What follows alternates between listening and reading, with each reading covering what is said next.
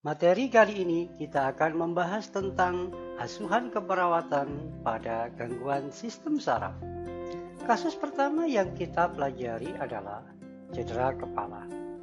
Cedera kepala atau trauma capitis adalah suatu gangguan trauma dari otak disertai atau tanpa perdarahan intestinal dalam substansi otak, tanpa diikuti terputusnya kontinuitas dari otak. Cedera kepala itu juga disebut suatu trauma yang mengenai daerah kulit kepala, tulang tengkorak, atau otak yang terjadi akibat injuri, baik secara langsung maupun tidak langsung kepada kepala. Bagaimana proses terjadinya masalah keperawatan pada cedera otak atau trauma kepala? Nah, trauma kepala bisa menyebabkan berbagai kerusakan pada jaringan otak, kemudian juga pada fraktur linear atau fraktur comminuted, kemudian fraktur depressed, kemudian juga pada kerusakan integritas kulit. Nah, ketika kerusakan pada jaringan otak, dia akan menekan pada medula oblongata, kemudian bisa menyebabkan gangguan kesadaran, terjadilah kelainan neurologis, maka kemampuan batuk menurun, kemudian kurangnya mobilitas fisik, dan tentunya produksi sekret juga akan meningkat. Bisa menyebabkan bersihan jalan nafas tidak efektif. Nah, ketika trauma kepala mengenai pada tulang kepala, terjadilah fraktur comminuted, kemudian fraktur depressed atau fraktur basilaris, maka TIK itu akan meningkat. Tekanan intrakranial meningkat, maka respon fisiologis otak, terjadilah kerusakan sel otak, maka bisa menyebabkan berbagai gangguan. Kemudian gangguannya adalah autoregulasi, menyebabkan kemudian aliran darah ke otak juga mengalami gangguan, oksigen juga mengalami gangguan, berbagai gangguan metabolismenya, terjadilah edema otak, bisa menyebabkan perfusi jaringan cerebral. Kerusakan sel otak menyebabkan rangsangan simpatis, tentu tekanan vaskularnya sistemik akan meningkatkan tekanan pembuluh darah pulmoner, meningkatkan tekanan hidrostatis, kemudian kebocoran cairan kapiler bisa menyebabkan edema paru, tentunya bisa menyebabkan penurunan curah jantung, terjadilah difusi oksigen terhambat, bisa menyebabkan pola nafas yang tidak efektif. Terjadinya kerusakan sel otak bisa menyebabkan asam lambung, bisa menyebabkan asetikolamin yang sekresi asetikolamin, kemudian sekresi asam lambung bisa menyebabkan mual muntah, kemudian asupan atau intake nutrisi yang tidak adekuat, maka bisa menyebabkan defisit dari nutrisi.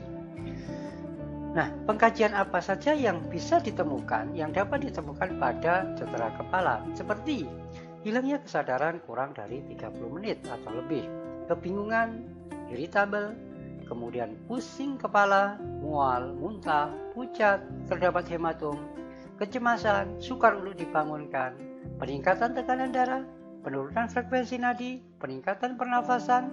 Bila fraktur, mungkin adanya cairan cerebrospinal yang keluar dari hidung, namanya rhinore. Bila keluar dari telinga, namanya otore. Dan bila fraktur tulang pada temporal. Selanjutnya adalah diagnosis keperawatan yang kemungkinan yang dapat terjadi pada cedera otak, seperti perfusi jaringan, terganggu atau gangguan perfusi jaringan cerebral, kemudian bersihan jalan nafas tidak efektif, pola nafas tidak efektif, perfusi jaringan perifer, dan tentunya gangguan integritas kulit. Nah, intervensi keperawatan yang bisa dilakukan pada cedera otak tentu mengatasi masalah diagnosis keperawatan.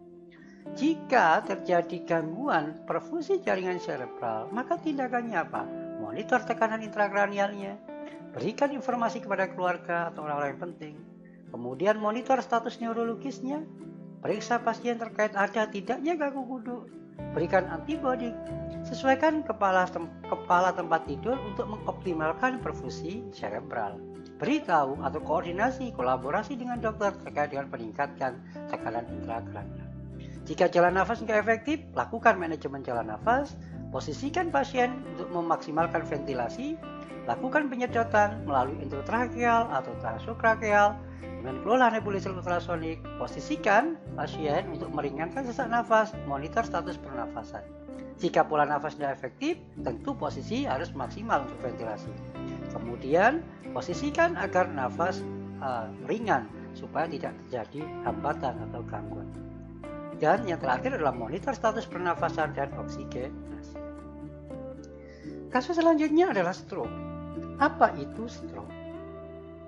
Stroke adalah gangguan peredaran darah otak yang menyebabkan defisit neurologis mendadak sebagai akibat dari iskemi atau hemoragi sirkulasi saraf otak. Stroke merupakan penyakit neurologis yang sering dijumpai dan harus ditangani secara cepat dan tepat. Stroke ini juga merupakan kelainan fungsi otak yang timbul mendadak yang disebabkan karena terjadinya gangguan peredaran darah otak dan bisa terjadi pada siapa saja dan kapan saja. Bagaimana masalah keperawatan? Proses terjadi masalah keperawatan pada kasus stroke. Tentu kita lihat stroke banyak hal masalah yang mungkin terjadinya. Mungkin bisa karena iskemi, karena hemoragis, kemudian mungkin trombosis dan seterusnya. Ketika pasien terjadi stroke, maka terjadilah namanya sumbatan aliran darah dan otak ke dalam cerebral. Ketika terjadi sumbatan aliran darah dan oksigen cerebral, maka terjadilah infak jaringan pada cerebral, maka terjadilah gangguan perfusi jaringan. Jika mengalami pada daerah hemisfer kiri, maka terjadilah disfagia, afasia, kelainan pada visual kanan, hemiplegia, hemiplegia kanan, hemiplegia kiri. Nah, jika disfagia tentu kerusakan menelan bisa menyebabkan nutrisi kurang. Afasia mungkin gangguan komunikasi verbal. Jika terjadi kelainan visual kanan bisa menyebabkan gangguan persepsi sensorik. Hemiplegia kanan maupun kiri bisa terjadi gangguan kurangnya perawatan diri, gangguan mobilitas fisik. Nah, apabila infak jaringan cerebral itu pada hemisfer kanan, maka bisa menyebabkan gangguan pada berbagai aktivitas pada hemiplegia kiri. Nah, bila terjadi infak pada batang otak, maka nervus 1, 2, 3, 4, sampai 12 terganggu. Ketika nervus 1 terganggu, maka daya penciuman menurun, maka bisa menyebabkan gangguan persepsi sensorik.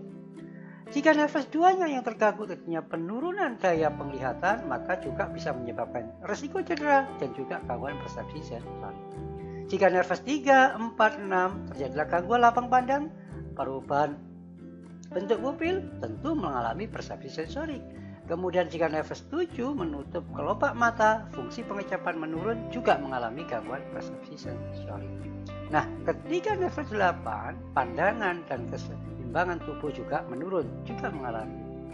Kemudian pada nervus 5, 9, 10, dan 11 terjadilah kurangnya kemampuan menelan juga menurun. Inilah yang bisa juga menyebabkan gangguan nutrisi yang kurang. Jika pada nervus 12 yang kena, refleks mengunyah menurun, obstruksi jalan nafas, maka bersihan jalan nafas bisa terjadi gangguan. Pengkajian apa yang sering kita temukan pada kasus stroke? Seperti perubahan tingkat kesadaran, mengantuk, kemudian letih, kemudian nampak apatis, koma, dan seterusnya. Kesulitan berbicara dan memahami orang, kesulitan menelan, kesulitan menulis atau membaca, sakit kepala yang terjadi ketika berbaring, bangun dari tidur, membungkuk, atau kadang-kadang secara tiba-tiba. Kehilangan koordinasi, kehilangan keseimbangan, perubahan gerakan biasanya pada satu sisi tubuh seperti kesulitan menggerakkan salah satu bagian tubuh atau penurunan keterampilan motorik. Mual, muntah, kejang, sensasi perubahan biasanya pada satu sisi tubuh seperti penurunan sensasi atau kesemutan. Kelemahan juga pada satu sisi tubuh. Nah, tindakan keperawatan yang bisa dilakukan sebelum tindakan keperawatan, diagnosa keperawatan. Diagnosa keperawatan yang sering terjadi pada kasus stroke adalah gangguan perfusi jaringan cerebral, komunikasi verbal, gangguan mobilitas fisik, defisit perawatan diri, pola nafas tidak efektif, integritas kulit terganggu, dan defisit nutrisi. Tindakan keperawatannya bagaimana? Maka sesuaikan dengan diagnosa yang kemungkinan terjadi. Jika gangguan perfusi jaringan, maka lakukan penjelasan kepada keluarga tentang peningkatan sebab-sebab peningkatan TIK meningkat. tekanan intrakranial meningkat dan akibatnya. Berikan belajar total, observasi tanda vital, dan kelainan intrakranial tiap 2 jam. Berikan posisi kepala lebih tinggi 15-30-an lebih di atas dengan letak jantung. Beri bantal tipis. Anjurkan klien untuk menghindari batuk dan mengejan berlebih. Ciptakan lingkungan yang tenang, batasi pengunjung, dan kolaborasi cukup dengan dokter dalam pemberian obat neuroprotektor. Jika terjadi kemungkinan gangguan komunikasi verbal, maka bedakan antara afasia dan disartia. Minta pasien untuk mengikuti perintah sederhana, minta pasien untuk mengucapkan suara sederhana, berikan metode alternatif untuk seperti menulis di papan tulis, lakukan kolaborasi dalam hal terkait dengan ahli terapi bicara. Jika terjadi gangguan mobilitas fisik, lakukan mengkaji tentang kemampuan fungsi-fungsi fisik dan luasnya kerusakan fisik. Ubah posisi tiap 2 jam, lakukan lintang gerak atau range of motion, tempatkan bantal di bawah aksila untuk melakukan abduksi pada tangan, posisikan lutut dengan panggul dalam posisi ekstensi. Kasus selanjutnya adalah meningitis. Meningitis adalah radang pada meninge atau membran yang mengelilingi otak dan medula spinalis dan disebabkan oleh virus, bakteri, atau organ jamur. Meningitis juga dikatakan sebagai radang dari selaput otak arachnoid atau pyometer. Bakteri dan virus merupakan penyebab utama dari meningitis. Bagaimana proses terjadinya masalah keperawatan pada kasus meningitis? Tentu meningitis itu banyak berbagai faktor. Ada faktor predisposisi yang tentu bisa saja karena penyakit otitis media, mastoiditis, atau mungkin prosedur pembedahan syaraf atau yang lain. Nah, ketika invasi kuman ke jaringan cerebral melalui vena, kemudian masuk ke telinga, kemudian bagian tengah, kemudian akhirnya bisa masuk lewat saluran mastoid, maka terjadilah proses reaksi keradangan pada jaringan cerebral. Akhirnya bisa menyebabkan eksudasi pada meningen, kemudian bisa gangguan metabolisme cerebral, bisa jadi hipoperfusi. Nah, bila terjadi kerusakan pada daerah adrenal, katakan di situ kolap, kemudian terjadi kerusakan pada endotel, kemudian nekrosis pembuluh darah, terjadi iskemi atau septisemia pada jaringan otak. Nah, disitulah terjadi iritasi meningen. Nah, ketika iritasi meningen terjadilah perubahan fisiologis pada intrakranial. Bisa sakit kepala dan demam, akhirnya menyebabkan hipertermi, bisa saja nyeri akut. Bisa saja ketika perubahan fisiologis intrakranial menyebabkan edema cerebral dan tentu peningkatan tekanan intrakranial. Bisa juga meningkatkan permeabilitas darah ke otak. Nah, ketika terjadi edema cerebral dan peningkatan TIK, inilah bisa menekan pada area vokal kortikal dan bisa menyebabkan reaksi injuri karena bisa menyebabkan kejang. Demikian juga terjadi adhesi, menyebabkan kelumpuhan syaraf, kemudian terjadi koma, bahkan akhirnya menjadi kematian. Nah, jika terjadi peningkatan edema pada cerebral, itu akan terjadi perubahan tingkat kesadaran. Terjadilah gangguan perubahan perilaku, kemudian disorientasi dan seterusnya. Bisa saja menyebabkan perubahan gastrointestinal, bisa mual, muntah, akhirnya bisa menyebabkan defisit nutrisi. Akhirnya menyebabkan juga gangguan-gangguan fungsi yang lain. Nah, ketika peningkatan permeabilitas darah ke otak meningkat, maka terjadi bradikardi, bisa menyebabkan perubahan perfusi jaringan ke otak, bisa menyebabkan perubahan sistem pernapasan, akhirnya bisa menyebabkan ketidakefektifan pola nafas atau bersihan jalan nafas juga tidak efektif. Nah, itulah gambaran dari proses terjadinya masalah keperawatan pada kasus. Nah, apa saja yang harus kita lihat? Pengkajian yang perlu sering didapatkan adalah peningkatan tekanan intrakranial. Sakit kepala dan demam ini di awal, perubahan tingkat kesadaran dapat terjadi letargi, tidak responsif dan koma, iritasi meningen mengakibatkan sejumlah tanda seperti rigiditas nukleal, kaku leher, kemudian tanda klik positif ketika pasien dibaringkan dengan paha dalam keadaan fleksi ke arah abdomen, kaki tidak dapat diekstremiskan sempurna. Adanya tanda Bradinsky, ada Bradinsky bila leher pasien difleksikan maka dihasilkan fleksi lutut dan pinggung. Bila dilakukan fleksi pasif pada ekstremitas bawah pada salah satu sisi maka gerakan yang sama terlihat pada sisi ekstremitas yang berlawanan. Mengalami fotofobia, kejang akibat area vokal kortikal yang pekat dan peningkatan TIK akibat eksuden porulen. Adanya ruam merupakan ciri yang mencolok pada meningitis.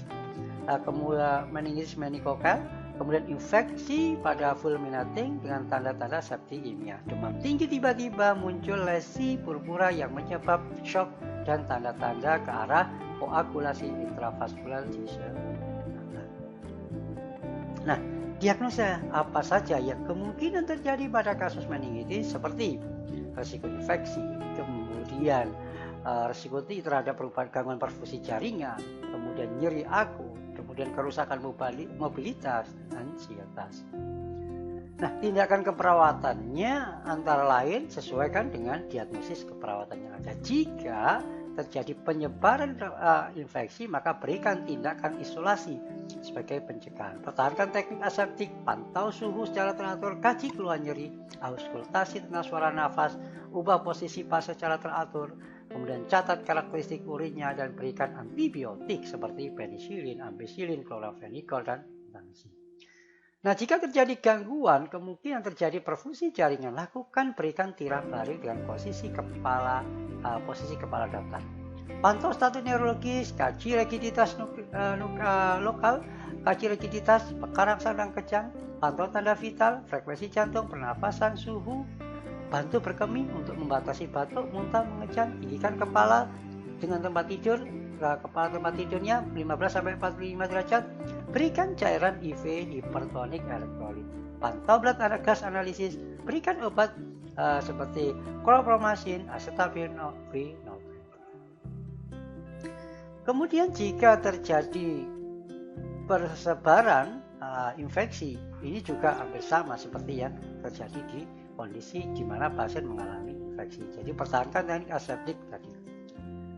Demikian materi kali ini, sampai ketemu dengan materi berikutnya.